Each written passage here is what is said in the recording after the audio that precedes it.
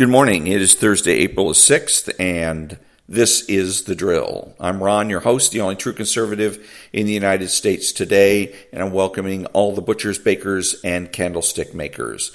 So today I'm going to be reading a portion of the book, Live Not by Lies. It is absolutely excellent and outstanding book, and you'll see why when I start reading it.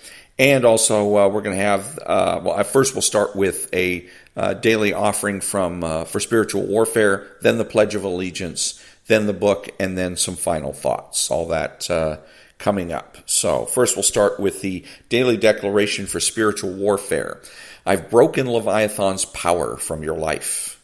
My child, I've broken the demonic power of the sea serpent from your life. I have caused all of his demonic little demon fish to stick to his scales as I brought him up out of the midst of the sea and cast him into the wilderness to lie on the open field as food for all the beasts of the field and the birds of the heavens.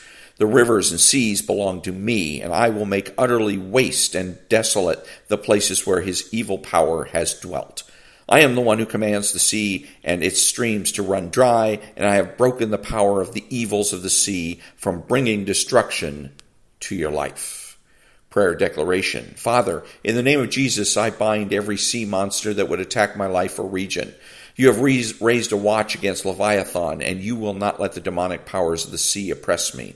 You have stripped him of his power and have taken away his armor. You have caused the places of his domain to become utterly waste and desolate, and have thrown him and his demonic spirits into the wilderness to be food for the beasts and birds who dwell there. Amen. So now we're going to, in a second here, we are going to hear the Pledge of Allegiance.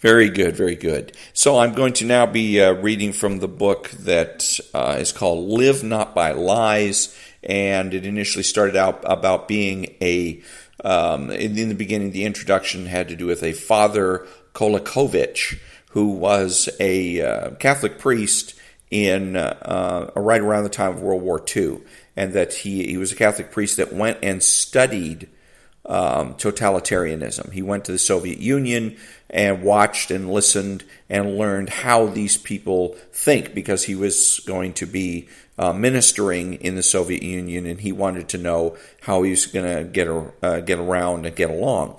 Also, he was then studying also the Nazis, because I believe he was either a Polish or maybe Croatian priest, but he wanted to also study their version of totalitarianism and figure out, basically he wanted to figure workarounds. So it is, this book has to do with him and what he learned in those circumstances. There's also a little bit of Hannah Arendt, who is a philosopher, and what she learned, because she also was studying evil, totalitarianism, etc. So, to the book.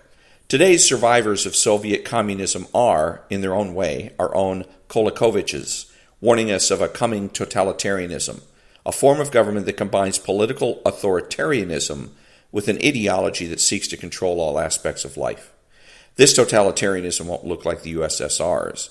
It's not establishing itself through hard means like armed revolution or enforcing itself with gulags.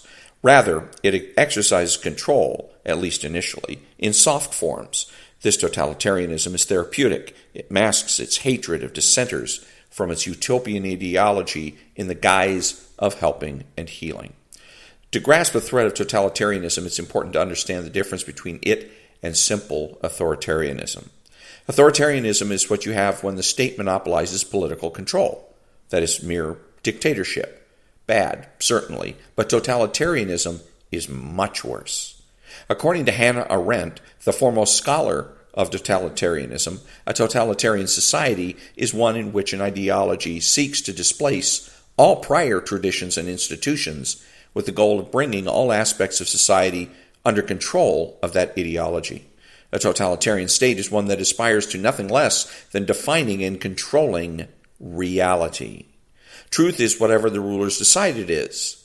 As Arendt has written, wherever totalitarianism has ruled, it has begun to destroy the essence of man. As part of its quest to define reality, a totalitarian state seeks not just to control your actions, but also your thoughts and emotions. The ideal subject of a totalitarian state is someone who has learned to love Big Brother. Back in the Soviet era, totalitarianism demanded love for the party, and compliance with the party's demands was enforced by the state. Today's totalitarianism demands allegiance to a set of progressive beliefs, many of which are incompatible with logic, and certainly with Christianity. Compliance is forced less by the state than by elites who form public opinion and by private corporations that, thanks to technology, control our lives far more than we would like to admit. Many conservatives today fail to grasp the gravity of this threat, dismissing it as mere, quote, political correctness, unquote. A previous generation's disparaging form for so-called wokeness.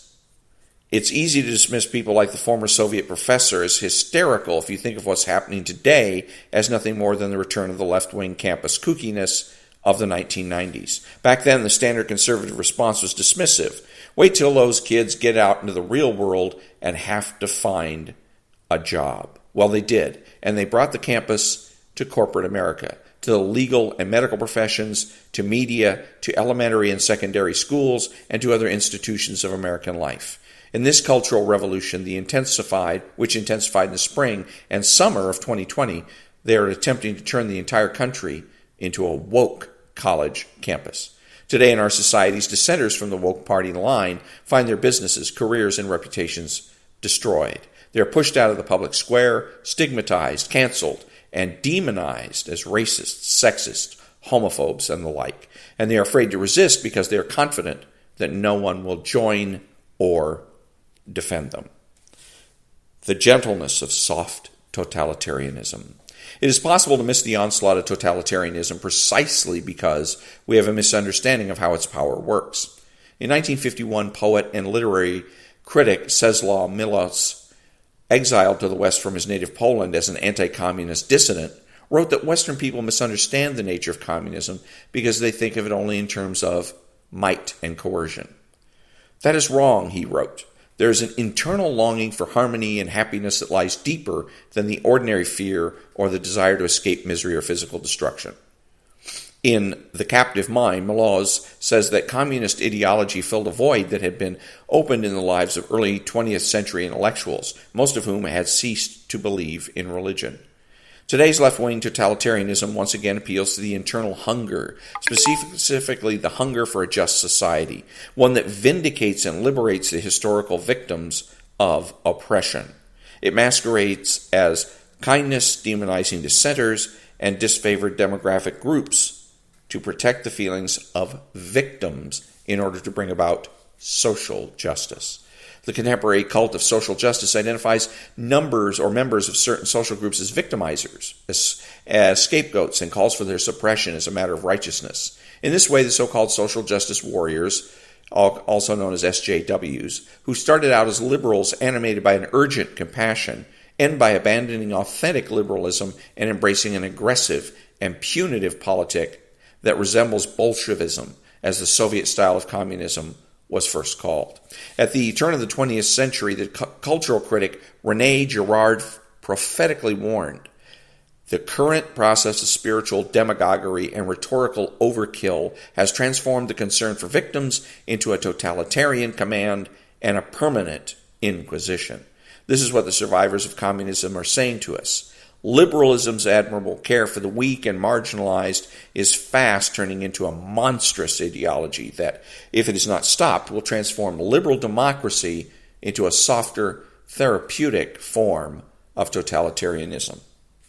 The therapeutic as the postmodern mode of existence. Soft totalitarianism exploits decadent modern man's preference for personal pleasure over principles, including political liberties. The public will support, or at least not oppose, the coming soft totalitarianism, not because it fears the imposition of cruel punishments, but because it will be more or less satisfied by hedonistic comforts. 1984 is not the novel that previews what's coming. It's rather Aldous Huxley's Brave New World. The contemporary social critic James Paulus calls for the pink police state, an informal arrangement in which people will surrender political rights in exchange for guarantees of personal pleasure.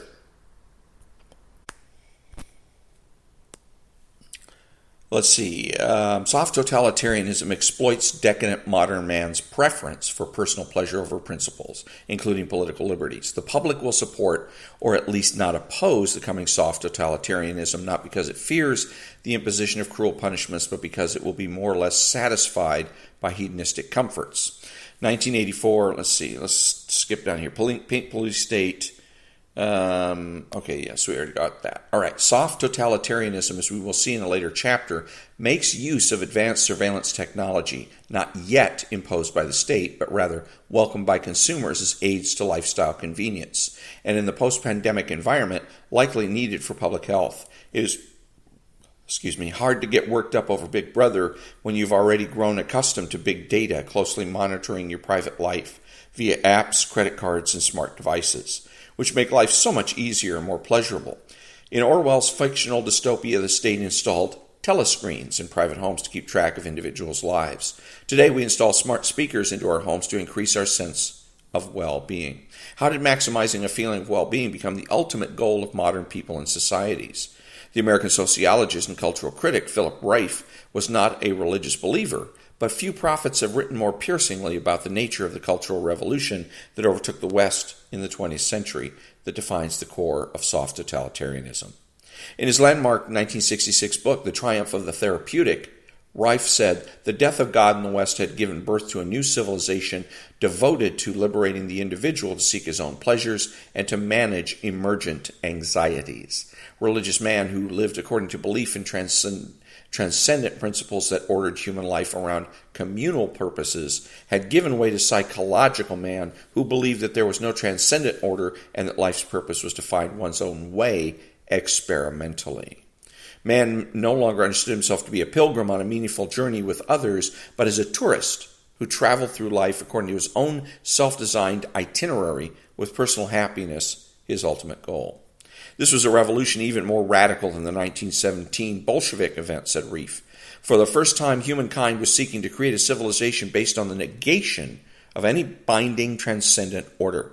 The Bolsheviks may have been godless, but even they believed that there was a metaphysical order, one that demanded that individuals subordinate their personal desires to a higher cause. Almost a quarter century before the fall of the Berlin Wall, Reif predicted that communism would not be able to withstand the cultural revolution coming from the West, one that purported to set the individual free to pursue hedonism and individualism. If there's no sacred order, then the original promise of the serpent in the Garden of Eden, ye shall be as gods, is the foundational principles of the new culture. Reif saw, however, that you could not have a culture without cult. That is, without a shared belief in and submission to a sacred order. What you get is an anti-culture. An anti-culture is inherently unstable, says Reif, but he doubted that people brought up in this social order would ever be willing to return to the old ways. Even church leaders, he wrote, were lying to themselves about the ability of the institutions they led to resist the therapeutic. Reif foresaw the future of religion as a devolution into watery spirituality which could accommodate anything. Reif lived long enough to see this 1966 prediction come true. In 2005, the sociologists of religion Christian Smith and Melinda Lundquist Denton coined the phrase moralistic therapeutic deism to describe the decadent form that Christianity had taken in contemporary America. It consisted of the general belief that God exists and wants nothing more from us than to be nice and to be happy.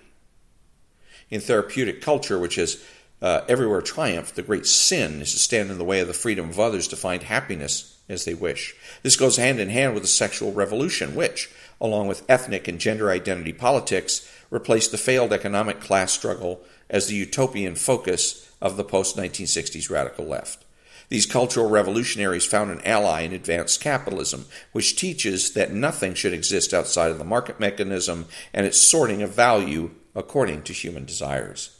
The Cold War and the fallout from cultural conflicts of the 60s and 70s drove many white conservative Christians to identify with the Republican Party and free market economics as consonant with Christian morality. Relativism, clad in free market dogma, aided the absorption of the therapeutic ethos by the religious right.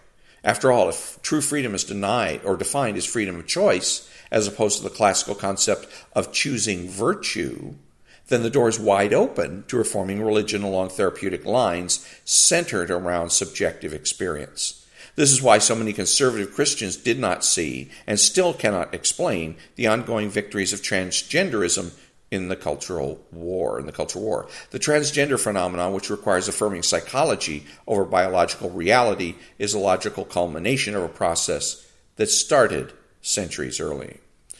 Christian resistance on a large scale to the anti-culture has been fruitless, as likely to be for the foreseeable future. Why? Because the spirit of the therapeutic has conquered the churches as well, even those populated by Christians who identify as conservative. Relatively few contemporary Christians are prepared to suffer for the faith because the therapeutic society that has formed them denies the purpose of suffering in the first place, and the idea of bearing pain for the sake of truth seems ridiculous. Let me see what we got here. And this is going to be going on even more, but I'm going to go ahead and leave it there. The next segment that I'm going to be reading is Kettman and the Pill of Murti Bing. What the heck is that? Well, we'll have to find out next time. And so I like this because this is a recent book, and I'm trying to see here who it is. Well, let's do this. Let's try it again. And go to the front and give this guy credit, the author. Let's see here. It's by Penguin, I think. Sentinel, an imprint of Penguin Random House. Rod Dreher, Dreher.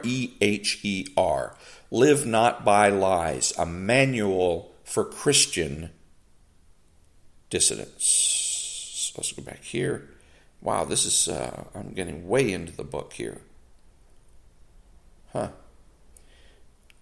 So, anyways, let's do this and this. And so I like it because, again, it demonstrates the foundational nature of how things work. This we didn't get to where we are today overnight. It didn't happen overnight. It's a process that's been going on for decades, as he has written about, as Mr. Dreher's written about. Starting with the brainwashing of children. Actually, starting before that, because children can't be brainwashed unless their parents allow them to. If their parents refuse to do their jobs, then there's going to be a void in children's lives, and they're going to look to get that void filled somewhere. When they go off to college, that's where they get that void filled.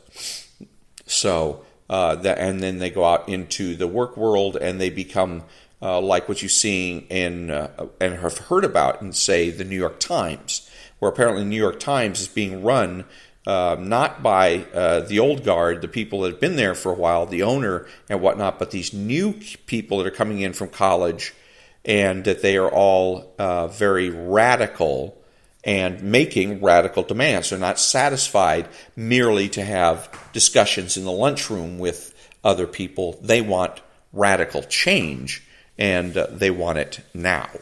So that's where we stand. So that's the two things that the true conservative can do. Number one is stop the progress of this kind of madness, and then number two is finding the ways to undermine that madness and restore order. Let's put it that way.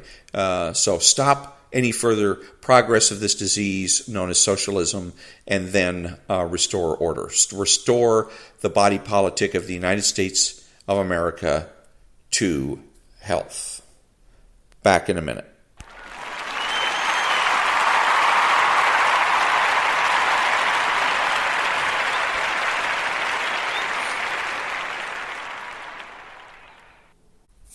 Thank you, thank you. Some further comments on Live Not by Lies by Rod Dreher is that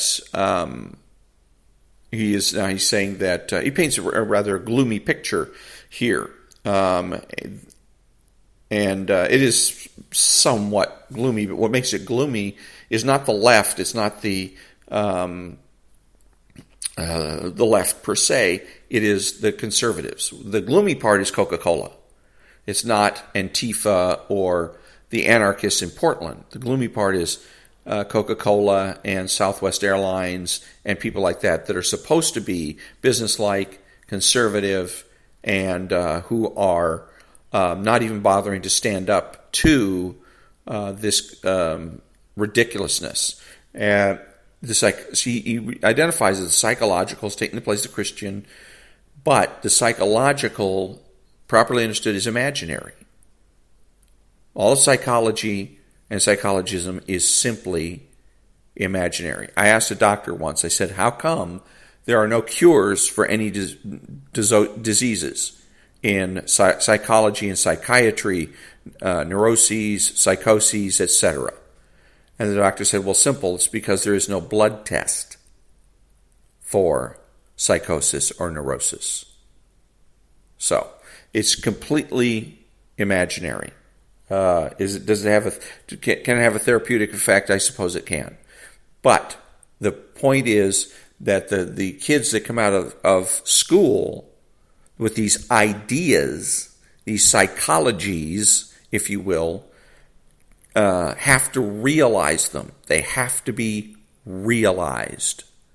And they count on the people on the right, those of us that are conservative, pseudo-conservative, or true conservative, such as me, but although I'm not going to participate, they count on us to realize their fantasies, to realize their dreams, to realize their visions. Okay? And because we're the ones that operate in reality, they don't. They're the ones that will point out where things have gone wrong. Hey, how about this, or how about that, or have you noticed this over here? And they expect that I am supposed to go out and realize their dreams. There's a guy in here on the West Coast. Usually, I think he's in San Francisco, and he's a boat captain. And every once in a while, he'll hold a press conference. And he wears his boat captain uniform. He's not part of the Navy. He's not part of the Coast Guard. He's not really part of anything. He just got himself a uniform to make himself look more impressive, more authoritarian on television. But anyways, he'll show garbage that he's found in the sea. He goes out clunking around in his little boat and picks up garbage and then holds a press conference. Okay.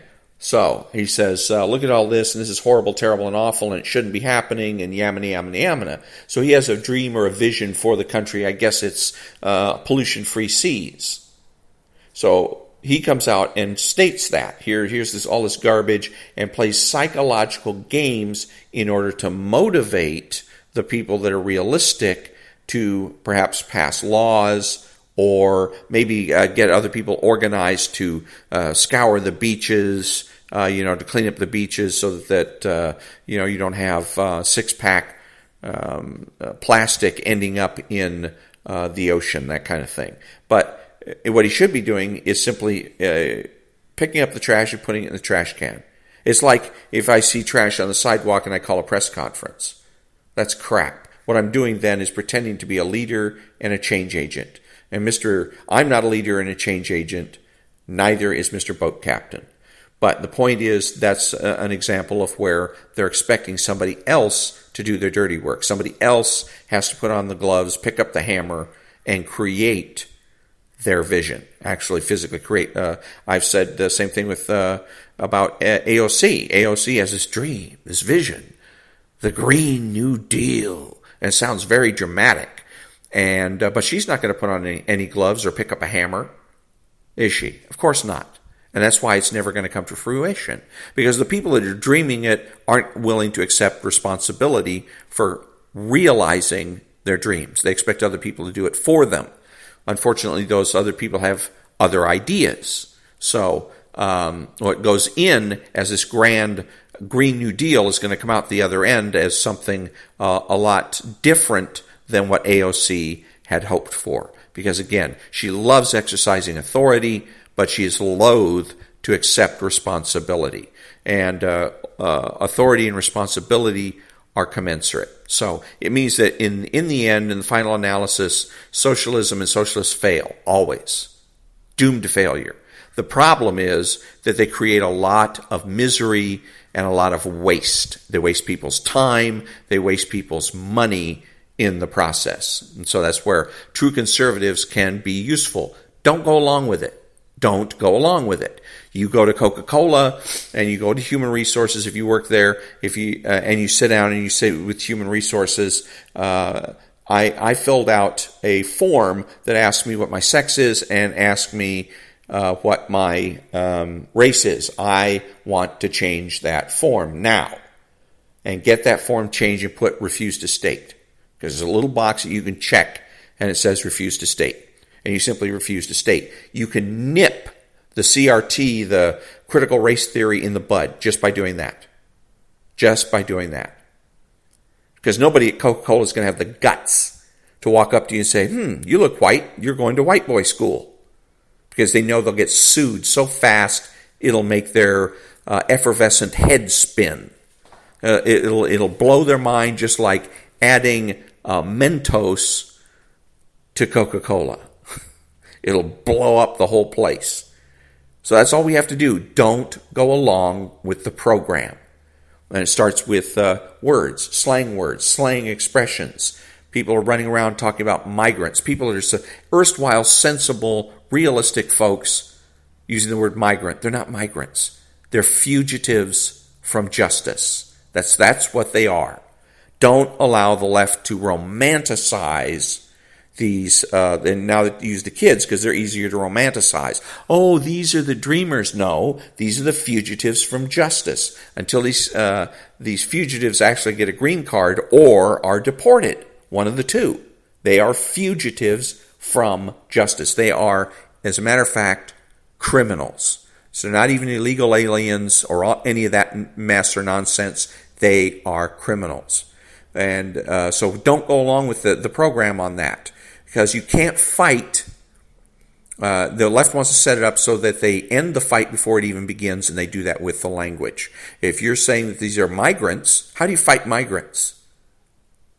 You don't. How do you fight criminals? That's a whole different psychology. That has a whole different feel to it. I'm prepared to fight criminals and criminality. Fighting migrants? I don't know. And so what they want to do is warp the language to warp your psychology to affect your behavior. Don't let them do it. Okay? And then, you bring a halt to that by refusing to go along with the program, you also push for a return to normalcy. It's damn time long. It's time for us to return to normal. Get back to normal. We want to get back to normal as far as lockdowns are concerned, the political lockdowns are concerned, but we need to also get back to normal as far as other things are concerned. One of the things they mentioned is transgenderism. And so one of the things they're also getting back to normal, I refuse to call Bruce Jenner is Bruce Jenner. There is no Caitlyn Jenner as far as I'm concerned. And the reason there isn't is because he wants to have his cake and eat it too. And this is one of the things the left promises people. You can have your cake and eat it too. And so he is going to get, I don't know, maybe got hormones. I don't know if he has boobs or not, but he wears his hair long and calls himself Caitlyn, but he hasn't become a woman because he refuses to have his penis and his gonads removed and have himself, Rush Limbaugh referred it to the procedure or the operation as a take a dick off of me. Okay. Going the other way was addictomy. I liked that. That was rather clever. So until he does that and actually becomes a woman and gets a certification, a letter from his doctors that certifies he is a woman, he's not Caitlyn, he's Bruce. And that's all there is to it. I'm not going along with this crapola. But again, another way of warping reality. So that when you as a conservative say, well, the reality is that there's men and then there's women, then the left can say, aha, well, what about Bruce Jenner and folks like him? That it's not so clear cut after all. And the reality of it is that he is suffering from a form of depression. And it's not because I say so, but because of a man that wrote a book about it, who was also transgender and then reversed the procedure and wrote a book about basically what you're suffering from is depression. And he said that there's a high percentage of people that go transgender and then go and end up getting that procedure undone. And then there's a very high percentage of transgender people that end up committing suicide, because what's really at the root of all of this is depression. And so they think the way to cure the depression is by exercising their will in a rather bizarre way. But anyway, so we can stop that, and then we can make pushes to return to normalcy. That's what the true conservative can do. But start with the language. Listen to what things, the way that the left is speaking. Billboard signs, radio shows, television shows, the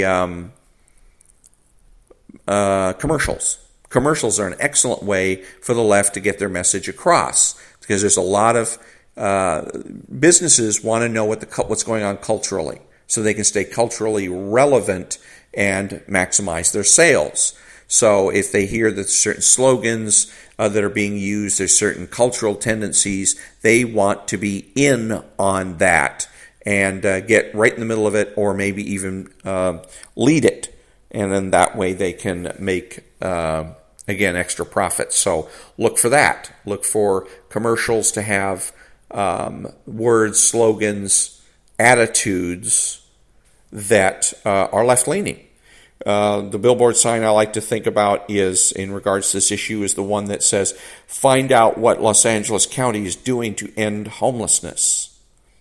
And eliminate, I think is what the word they used. But even if you use the word end, it's the same thing. And it's the word end in that billboard sign that makes it left-wing. Okay? The way it should read is, find out what Los Angeles County is doing to reduce homelessness.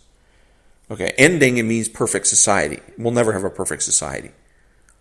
We will just have simply a lying society. We'll have homeless people, and we'll eventually get to the point where the people on the left will just simply deny that those folks exist. And this is also another reason why the left never gets anything done. Everything has to be perfect.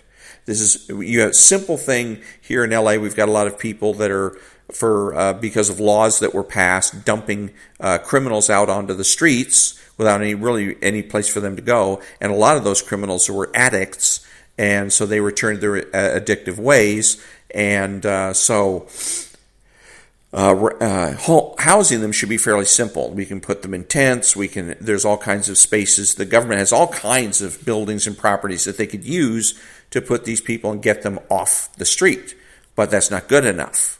The left wants it perfect. So then you end up with the spectacle of the government deciding they're going to build new buildings, and that they're going to house these homeless people at a cost of $700,000 per unit. Because it's not just a matter of getting them off the street, then there's going to be services that are going to be offered, et cetera, et cetera, et cetera. Everything for the left has to be perfect. So this is the reason, again, they rarely get anything done in a timely manner. As a matter of fact, they really rarely get anything done, period. They are famous for starting projects and never getting them done. The war on poverty is a classic example. Whatever happened to the war on poverty? That was started in the 1960s. It's still not finished. And all of their environmental schemes, again, are just half finished. They lose interest in it, and then they move on to the latest new thing, because that's what's exciting. And it is excitement that motivates, psychologically speaking, the left. But an excellent book by Rod Dreher. Live Not by Lies. It's very current, as you I'm sure have noticed in the book, that it talks about, again, critical race theory and all that. But it also shows what's important is, again, the foundation. This is why it is so important not to get sucked in to a particular foundation. Male hegemony with feminism. The idea that men are they're incorrigible, that the men they're inherently oppressive. You give men let men do what they want to do, they're going to oppress everybody. Well, particularly women, but they're inherently oppressive. And if you believe in that, and there's a lot of people who do, Sean Hannity for one, he believes that in male hegemony, then you have to support all the remedies that come after that. What is the remedy for male hegemony? Well, one of them is sexual freedom for the woman.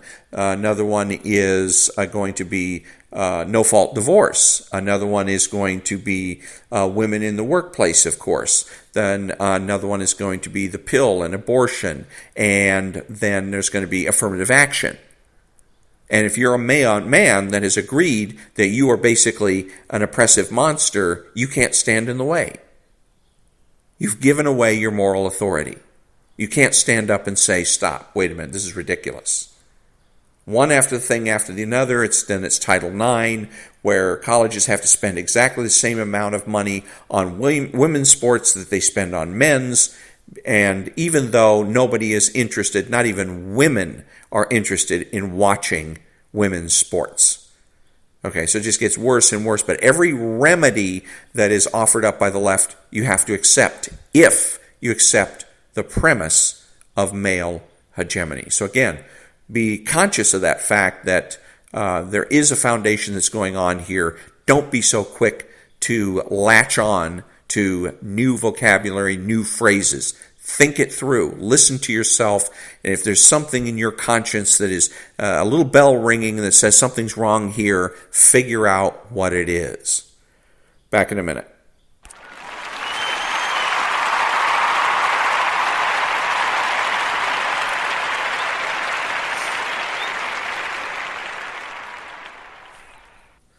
Thank you. That brings me to the conclusion of another episode of The Drill. And remember to be honest, be smart, be beautiful. And I say this, be honest, be smart, be beautiful, because the left doesn't want to acknowledge any of those things. They refuse to acknowledge honesty. They refuse to acknowledge smart.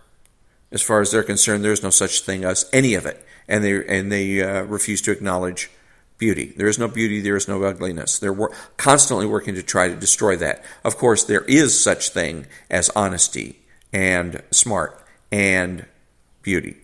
All those things do exist. But every time you hear somebody say, or you'll see it on Facebook, saying, showing you a picture of somebody that's ugly, horribly disfigured, and then trying to tell you, aren't they beautiful? And daring you to say no.